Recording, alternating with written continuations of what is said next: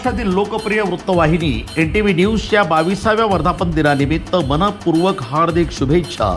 शुभेच्छुक आणि हितचिंतक श्री सातलिंग स्वामी, सामाजिक कार्यकर्ते, उमरगा, लोहारा विधानसभा मतदारसंघ, जिल्हा धाराशिव।